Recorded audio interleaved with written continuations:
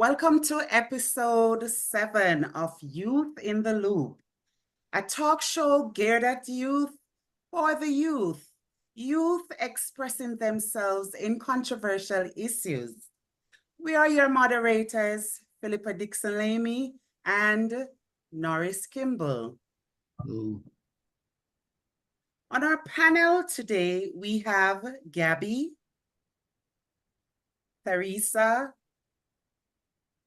Selena, and Samantha. Today, we will be discussing yet another exciting and controversial topic faced by our youths in today's world. Our topic for discussion today is racial injustice faced by young Christians. Racial injustice is the unfair and unjust treatment of members of certain racial groups, such that equitable opportunities and outcomes are not possible for those members of society. Discrimination is the act of treating one or more members of a specified group unfairly as compared with other people. In this context, we are focused on injustice and discrimination faced by young Christians in today's world. I will now turn over to you, Norris. Thank you so much. And I want to say hello to everyone that is viewing us right now. We're going to go right into it. I'm very excited about the questions the young people have actually come up with. Our first question will go to Gabby. Gabby, the first question is, how do you address and combat racial injustice while staying true to your Christian principles? I'm somebody who's very involved in racial injustice. I'm a part of a lot of clubs. Every single English paper I've written is about something tied to social or racial justice. And what I've learned that, and while trying to combat racial injustice and, joining protest, is that you need to keep it factual. Having emotions play into it is when things start to get crazy. Making sure that we have a common goal and saying, this is the facts, this is how we're going to roll, and making sure there's no looting, no graffiti, stuff like that. That's how I think I can combat racial injustice while staying true to my Christian values, because once you defer away from that, that's when things get hectic. Interesting. I have a question that's actually born from how you responded, but I'm going to wait until I hear from Sister Wilson on this topic. Sister Wilson, same question. How do you address and combat racial injustice while staying true to your Christian principles? I'm going to be honest, I never did when I was younger. That's so funny, even though I'm 22 now. When I was younger, I never did. And that doesn't separate the fact that I'm Christian. It's just the fact that I separated the both. Because when I was younger, I felt like it was so hard being a Christian, dealing with so much oppression, judgment. As a Black person, it was just like, you know what? I got to put this being a Christian aside because I have to deal with this situation. I was dealing with it a lot of times when it comes to sports. I was just always fighting back. And it really had that just sit back and observe. And it was like, just like what Gabby said, I feel like a lot of times it's so hard to just deal with logic when it's so emotional with George Floyd, Breonna, like all these things that we've seen, Rodney King, like all of these situations, we have all these cases we have seen. It's so hard to just sit back and say, well, these are the facts of the situation. So for me, I never really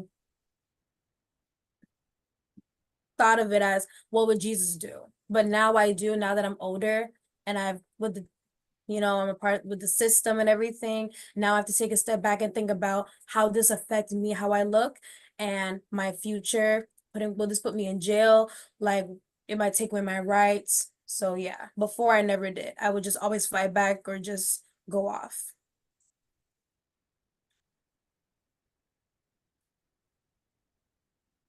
You're muted. You're muted. As a Christian. Oh.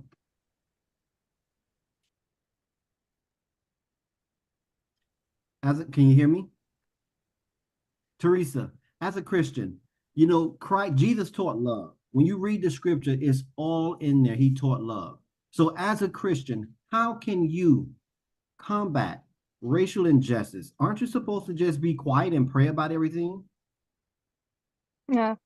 Well, praying, yes, be quiet, not necessarily, because I don't believe in being treated unfairly and just sitting back and take it. So for me, I think it's all about educating people about these things. So for one, the person in the situation, if it's me, I need to be educated about racial injustice and how do I go about fighting back in the proper manner. Like Gabby said earlier, and like also Samantha, they spoke about the emotions getting in there. Once the emotions get in there, things can go bad real fast.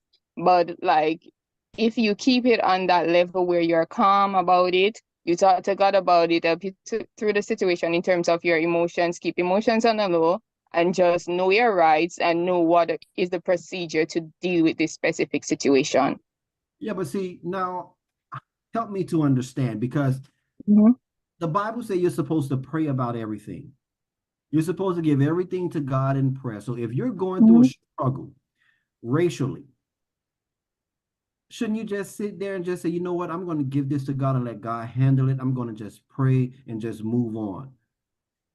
Well, what's going on with this here? See, you're saying in one part, you're saying you're going to pray, but then I also hear saying you have to also fight back. But why Well, not? okay. Aren't you supposed to pray about everything and just, I mean, is Jesus teaching us to let people walk over us That's when what we're I'm supposed to be saying. quiet? I did say that. I did say that we are Mhm. not going to sit down and allow people to just walk all over us. Yes, you pray about the Uh-huh. prayer.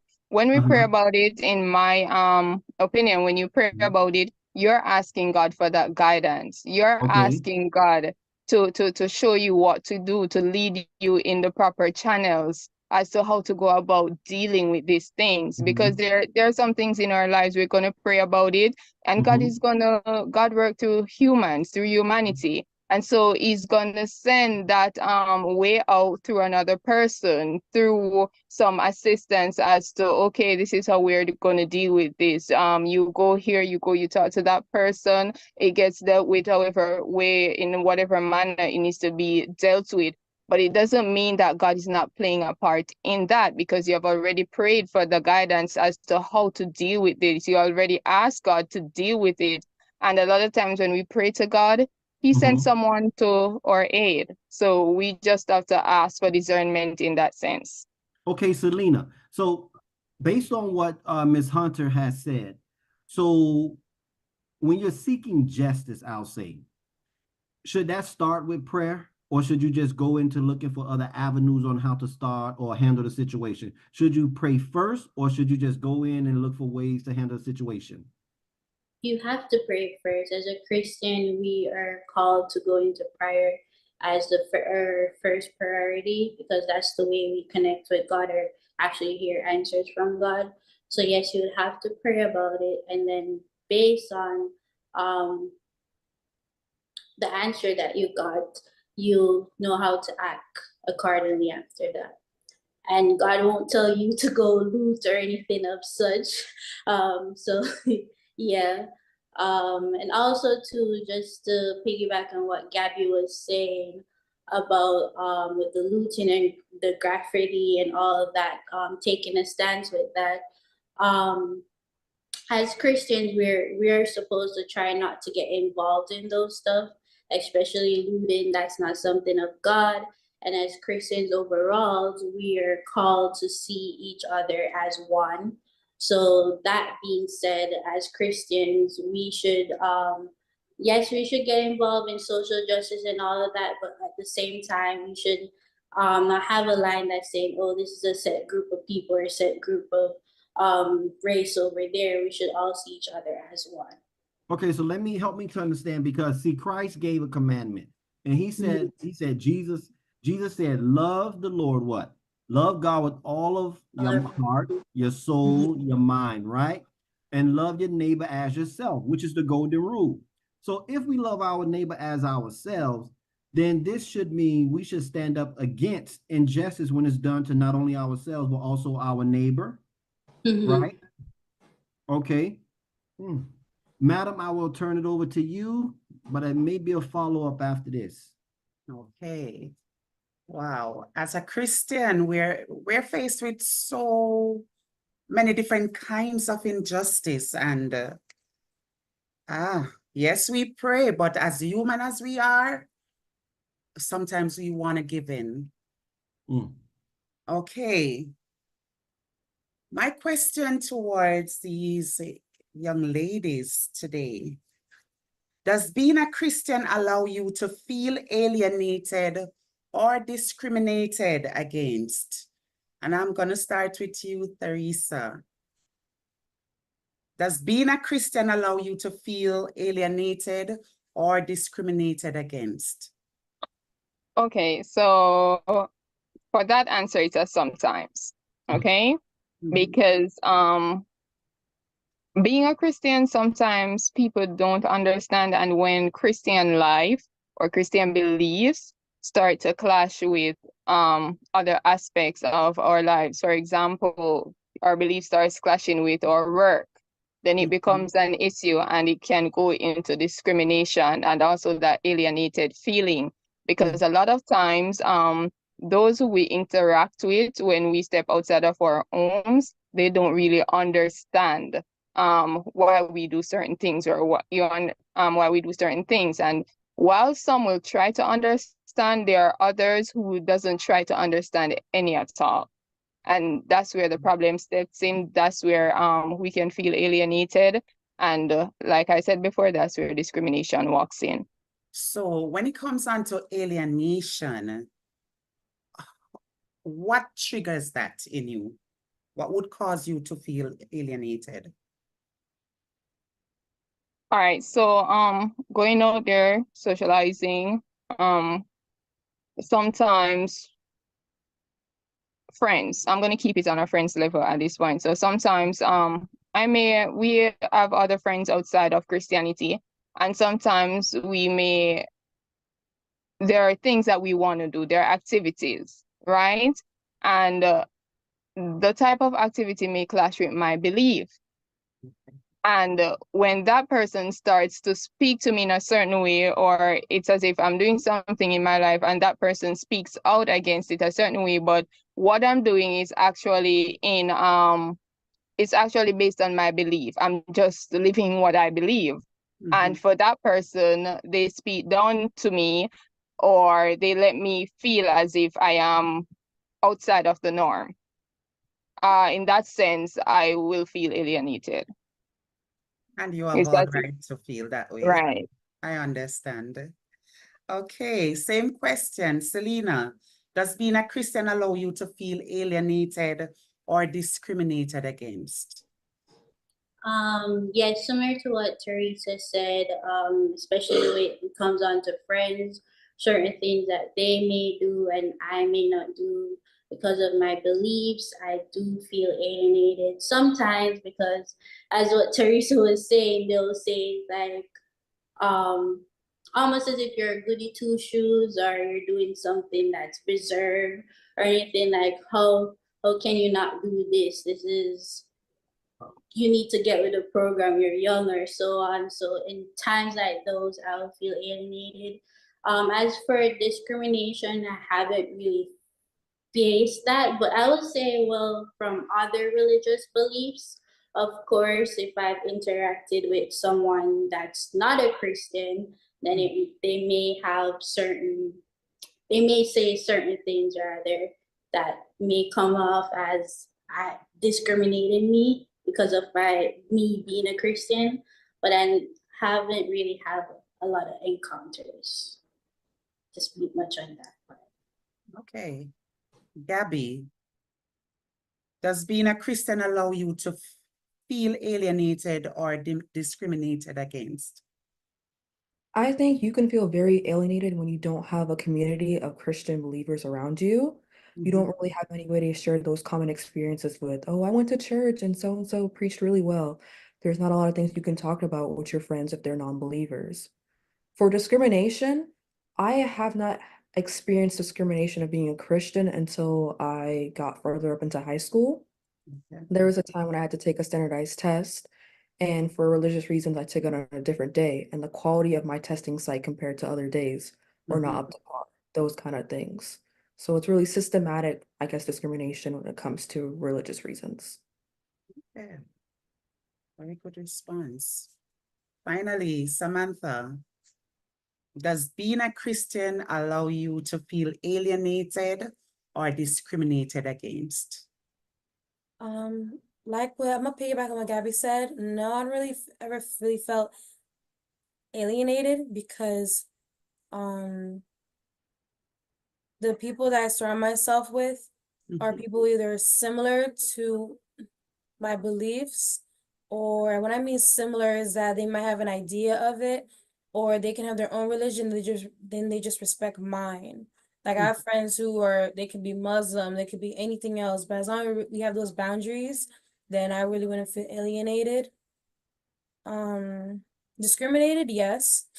When it comes to schools, when it comes to you have to do certain things, because but even if you're against it, they were like, oh, you have to do this in order to pass.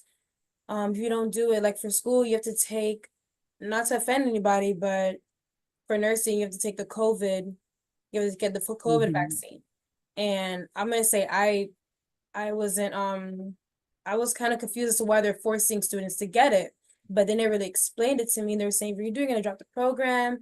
And but it was the fact that it was only a certain group of kids that were my complexion, and they were just like really, really like harsh towards them in the school. They were like, oh, this person didn't do that. Or when they talk to us, they say those people.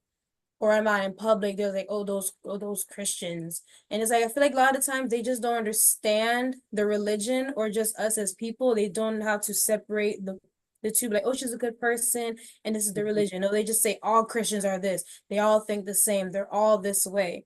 And then you wonder why there's that divide. Maybe if you guys actually sit down with us and understand why we believe the way we believe, maybe you guys or maybe other people, you guys would be open to talk to us more often, or maybe take an interest in the religion and actually maybe convert and now and commit yourself to Christ. Okay, so I'm throwing this out to all four young ladies. Have you ever, as a Christian, have you ever treated anyone unfairly?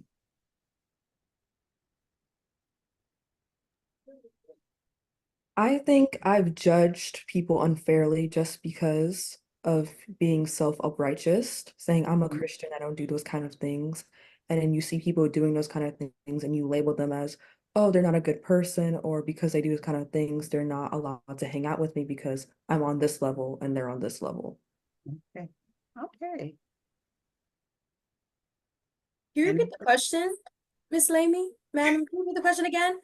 No, we were thinking what others did to us. Now, as Christian or as a Christian, have you ever treated anyone unfairly for some reason or another? I We're all haven't, but I human think beings. I haven't per se, but I think in my mind unconsciously I have had certain biases, especially with different religious groups based on the way they dress or so on. And me being a Christian and we don't do certain things or certain beliefs that we have as a Christian, I may have seen in my head, that could never be me, or I'll never do that. Similar to what Gabby said, but haven't physically tried to or purposefully tried to do something unfairly to someone based on their religious belief or race or anything of such. Okay. I'm just gonna say likewise, okay? But yes, specific examples. My mind is racing, but I'm not gonna give one. I'm just gonna say likewise. Right. Now that I understand the answers of the question, now I know how to answer it. No, I have never treated anybody, harshly for any religious reasons, because I guess the rules of the Bible has been drilled into our brains, into our minds as children for so long. Like it's always been in us. That's why I guess now we've conditioned ourselves to not even try it. Like for example, when it comes to foods, I don't eat seafood because I guess I'm so used to just not doing it. Why would I have a thing for it now?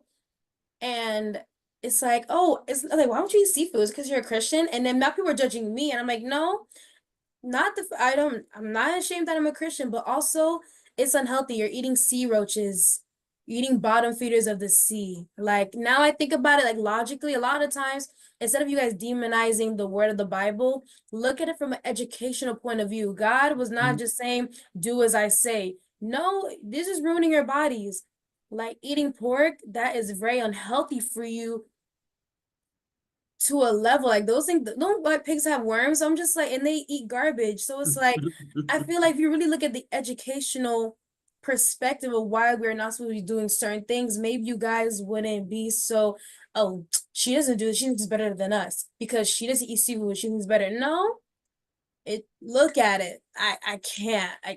I just can't bring it in. I have to wash the chicken. So Samantha, with the whole matter of the shrimp, because you don't eat it, have you ever tried to treat anyone unjustly or unfairly No, because I they eat that? never. I would say, do you? But like, oh, you eat it? Okay.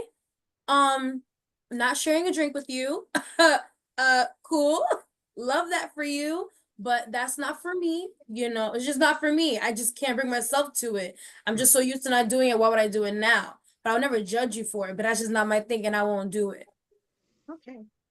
Yeah, But it's just weird. if I could piggyback on that just a little bit, going back to the alienation part, that's an actual incident where I had a friend, I went out with a friend and she was eating shrimp, and we took a video posting it and stuff, and someone commented and like, oh, how dare you go out, you're a Christian, you're Seventh-day Adventist rather, how dare you go out with someone else that's eating shrimp? Why you didn't stop that person? And that's how I felt like that's not my pace to tell my friend what and what not she should not eat. Of course, I can try to invite her to church and tell her about our beliefs and so on, but at the same time, as a friend too, I have to, like Samantha said earlier on, we have to respect our friends, respect their different religious beliefs and so on.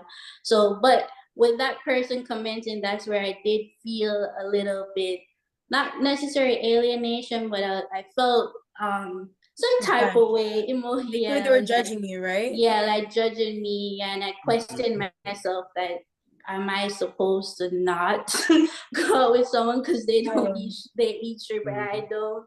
Yeah. Okay. Lena, I'm sorry, I would say you feel like you did the right thing as a friend. You never judge your friends. You can always give them good advice. So I feel like something, I feel like you're just being a good friend, and whoever that person was, they were just ignorant. And I feel like if it's not your business, you should not have no input in it because you weren't there. So I feel like you did the right thing. Yeah, because overall we can't force our religion on anyone. Okay. Fair responses, and I like the honesty, ladies. Okay, back to you, Norris. Yes, I love that conversation, and I'm actually going to sink my teeth in alienation and discrimination for a moment. So I'm going back to it. I heard everyone's response. While alienation and discrimination are different, I do believe at some point in time they do overlap. Now, what do I mean by that? Sometimes when people do things to us, we feel alienated, right? You can feel alienated because it's a feeling. Now, this is where I want to go. Alienation. Are you just alienating yourself regardless? I mean, nothing may have been done to you, or whatever type of way you feel, it may not be that way. And you start now to alienate yourself. Can you alienate yourself? That's my question. And I want to start with Gabby. Can you alienate yourself, Gabby? I think you can alienate yourself. I think as I matured and growed older, I started to alienate from my friends who were, in a type of way, a type of life, just because it wasn't somebody who I was anymore or didn't want to surround myself with. So I started to distance myself. And I think that's a part of life and growing as a Christian. And you have to be able to know the balance. So alienation does not always have to occur if someone does something to you. That can be something that just you do within yourself. It's a feeling that you may have, right? That's what I'm hearing. Okay, you alienate yourself. Now, is it right though to alienate yourself? As a Christian, should we alienate ourselves from, let's say, from our friends? Should we? Mhm. I think it depends. On what? I think it depends on if your friends are making you do bad decisions or they're influencing too Okay. much. You know, some Okay. people are stronger Christians than the others, and it's important Okay. to know your weaknesses and your strengths. So I think it depends on the friend and who you are as a person and how you know yourself. Got you. Now I want to go over to Selena. Selena, have you ever alienated yourself from your friends? And if you did, why? Well, just going back to the instance that I just gave, I Oh, was because of the questioning when you were with talking the about the shrimp? shrimp. Yeah, that was one of the things. But then I had to step back and say, no, that's not a cause to alienate someone. But overall, yes. People that were going down a bad path, I had to step away because I'm not trying to go in that path. As a step away as a Christian, I didn't just leave abruptly like that. I had a conversation with the person, but there was no change. So that's when I had to step back because, as our grandparents are overall in the Caribbean, we always say this saying, birds of a feather flock together. So as a Christian, we have to take certain stands. So that's one of the stands I had to take when I see that someone was going down that path that I didn't want to go. What's interesting to me, and I'll go to Miss Hunter now. I was reading in the Psychology Today journal, and the Psychology Today journal said that alienation is also a form of mental health. It's a mental health condition. Hmm. So, Teresa, do you believe alienation? Now, these are the psychologists now. They're saying that alienation doesn't just happen from personal experiences, but it is also a mental health condition. Do you believe that? If so, tell me why. Uh, I'm gonna say it can be because for me it depends on, they say moderation in everything. For me, it depends on how far you go with alienating yourself. Because if it gets to the point where the least of things that happen, you're alienating yourself from others, and it's happening rather often, then I think then at that point it's a mental health disease. Hmm. But I also believe that sometimes you you grow, just like what Gabby was saying. I have this person, we're both Christians, we may be different denomination, but we were both Christians. The person was living a different kind of lifestyle from the one that I was living. And at some point, it started to feel as if some things that we believe as Seventh-day Adventists, um, that we are not supposed to be doing, it started feeling like those things were okay to do because this person is a Christian, I am a Christian, we are serving the same God, and the conversations are following just like what I'm saying now. We are serving the same God.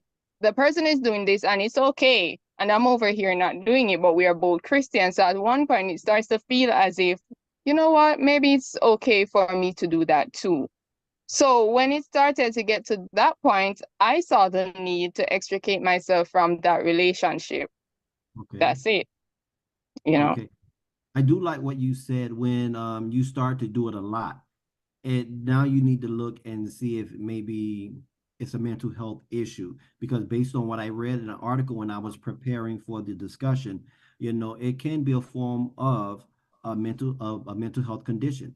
And if anybody out there who's viewing this find themselves isolating or alienating themselves constantly for everything, for the smallest things, then maybe it is time to seek some professional help in terms of this alienation.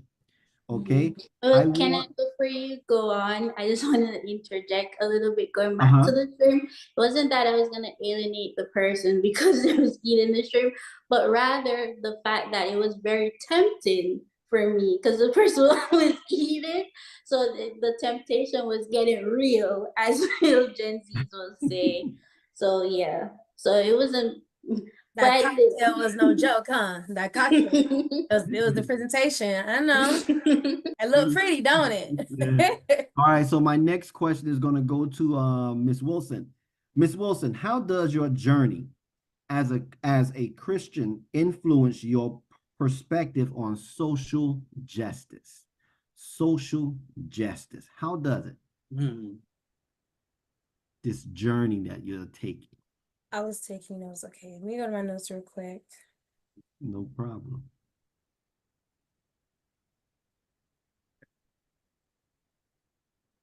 Okay. Firstly, I would start off with when you first start off with the journey of finding yourself and knowing the type of person you are, then you go into the next step on not biting off more than you can chew.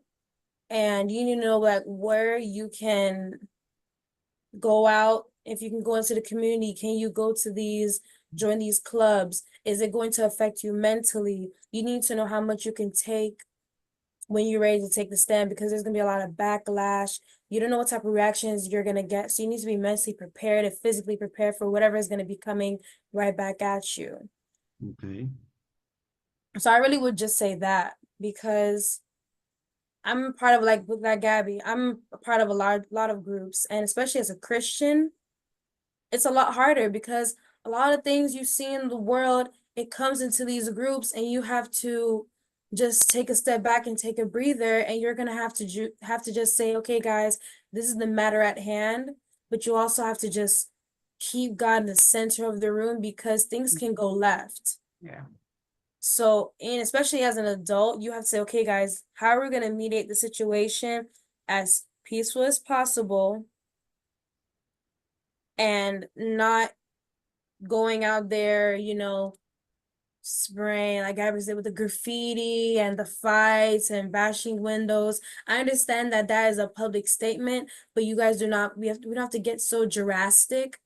And to piggyback on what Teresa said, that is so true about mental illness. I just want to piggyback on it because I used to do that. Like, I was just I just like being home to the point where I would just say no to everything, and I would just be home. And I was like, dang, like I want to go out, but I was like, man, I'm just gonna stay home. And I just got into that pattern. But I broke out that pattern on my own because I was like, man, I'm not gonna be sitting on a couch for all these years because I feel like, yeah, you should go out and, because how are you going to serve your community?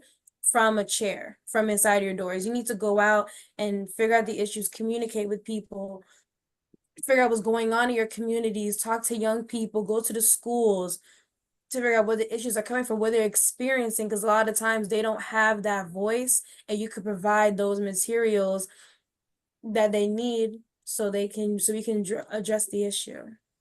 Okay, let me ask this question, and I want to stay with you for a moment here. When you talk about social justice, you're looking at it in the lens of fairness. Now, I also want to bring in another lens of religion. You're a Christian, and when you talk about social justice, it's about making sure you're being treated fairly, and Right. also your neighbors are being treated fairly. So here's an example. If you were on your job Mm-hmm.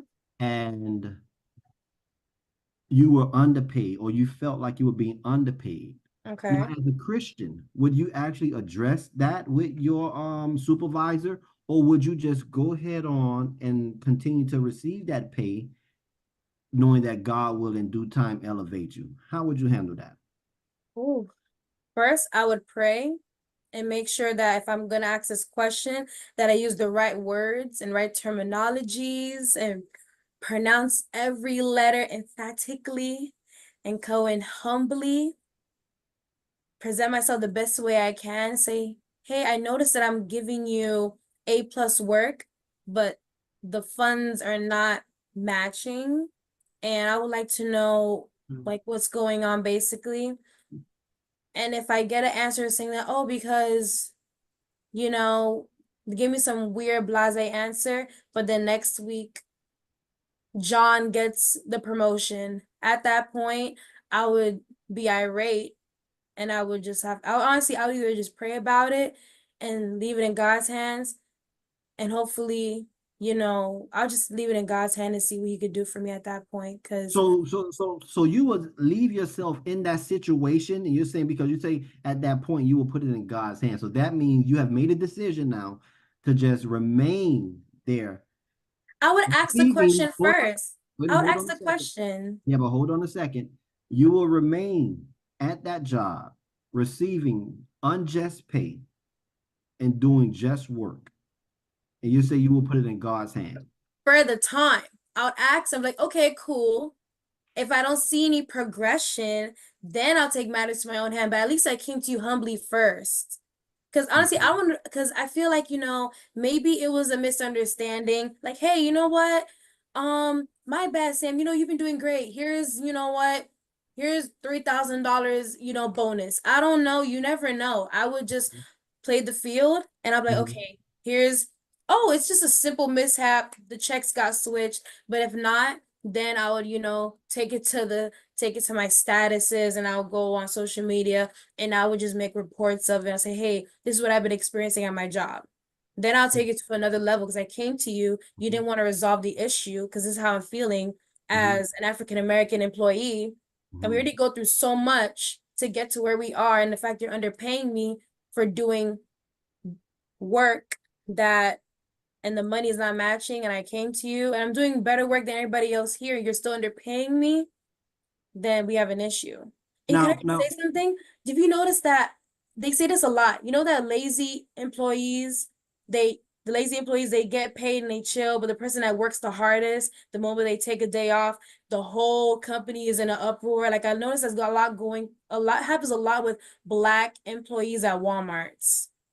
I just want to put that. That's happening a lot with a lot of African American employees at Walmart. They're getting fired and rehired like crazy, and they're getting discriminated at their jobs Right. because Well, of we these don't want, situations. right. What we don't want to do, we don't want to single out any company and we don't want to single out saying Black. True.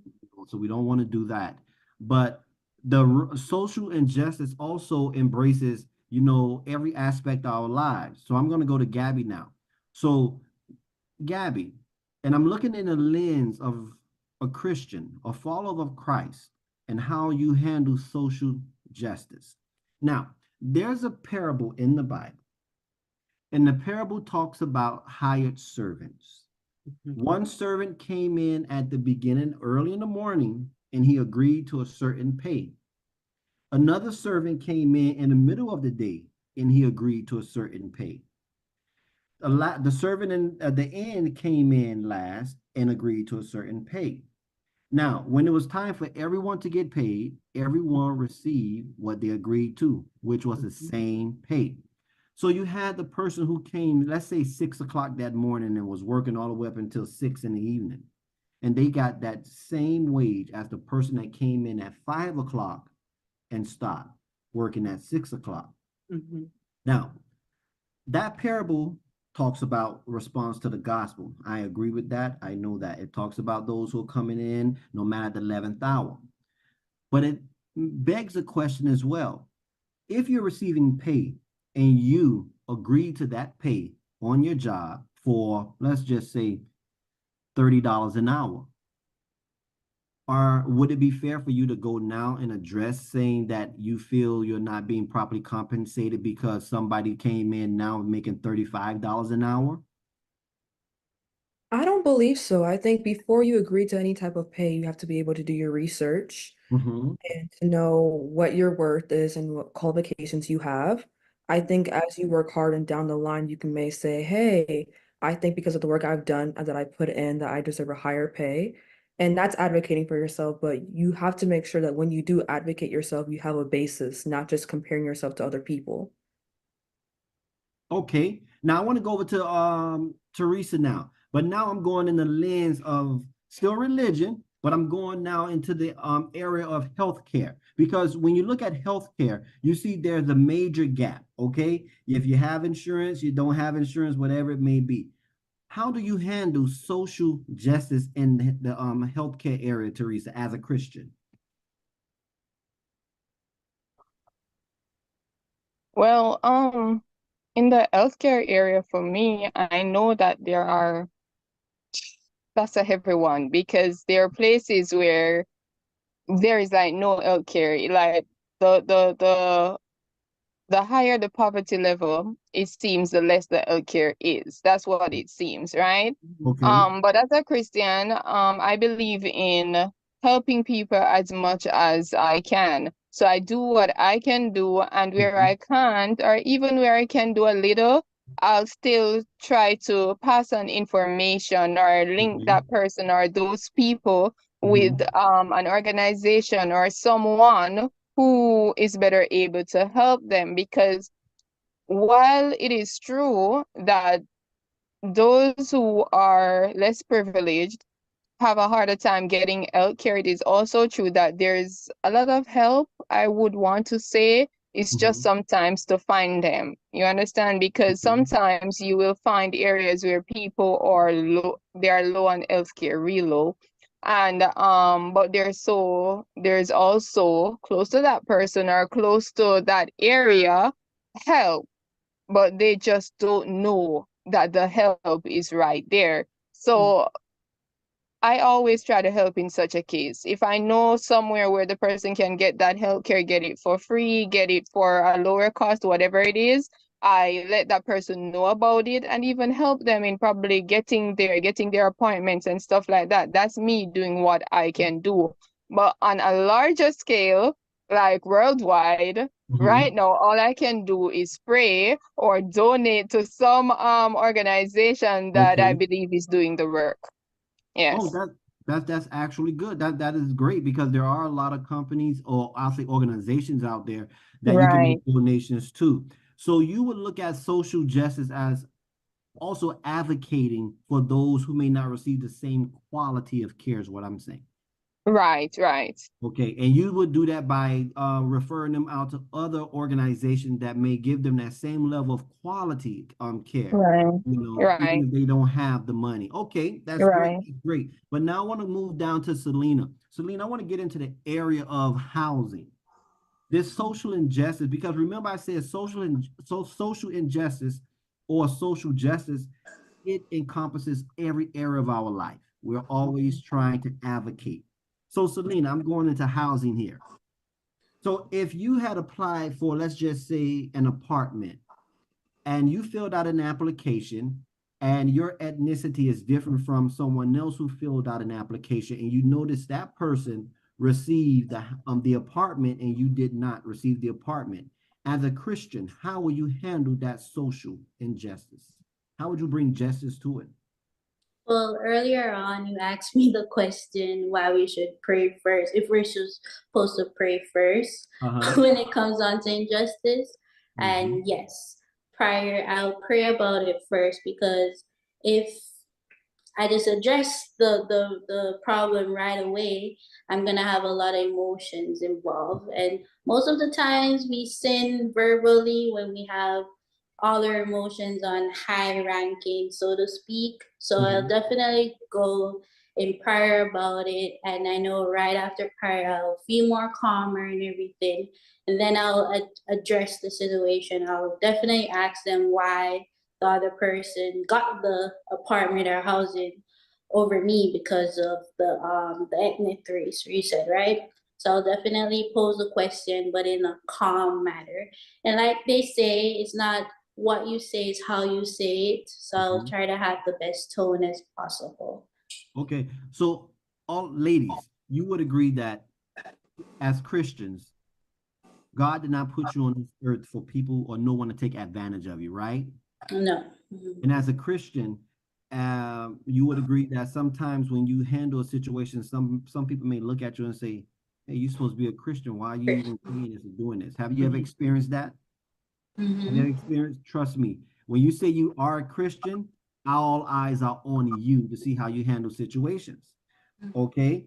So now, as we are getting ready to conclude our discussion, I thank y'all so much, madam. This has been an awesome discussion topic. And I would just ask everyone, like I said earlier, if you are feeling some type of alienation constantly, you may want to reach out to a professional and try to get help. Also, to every Christian that is out there, every Christian, God did not put us on this earth to allow anyone to take advantage of us. Number one, we should always start with prayer, and God will guide us. His Holy Spirit will lead us to what we need to do, or the words we need to say. And I'm going to turn the microphone back over to you, Ms. Dixon Lamy. Thank you so much, guys. Okay, very interesting responses, but as human beings, do we really pray before we actually be ourselves? We want to deal with the situation ourselves. Do we really pray? Not all the time. All the time. Depends on the Not all the time. instance and the circumstances. Yeah. Depending on the situation too, like the Situation, yeah. moment. It's saying, help me, Jesus, or Lord Yeah. Jesus, give me strength. Is that, if that's it's count to considered 10. praying, Yeah, then I that's pray all the time. I think count Yeah. to 10. I think my count to 10 is a prayer. I just close my eyes and this is my prayer. Yeah. Counting. But Because like I said, if I don't pray, the emotions that like the situation that Brother Naris posed to me with the housing, in that situation I definitely I would have to pray. I think it's the audacity too of other people. Yeah. I feel like we don't take that into consideration. A lot of the times our reactions are based on how people treat us. And I know we have control, we have self-control, but I feel like a lot of times people should not just use, oh, I could do whatever I want. But the problem is that you can't always provoke people and then not have any type of, resistance. You know what I'm Yeah. saying? So that's the thing. Like, 'cause you want to just go around harassing people and then think it's okay when somebody steps up to you and say, hey, can you stop recording me? Hey, can you stop touching me? Can you stop bothering me?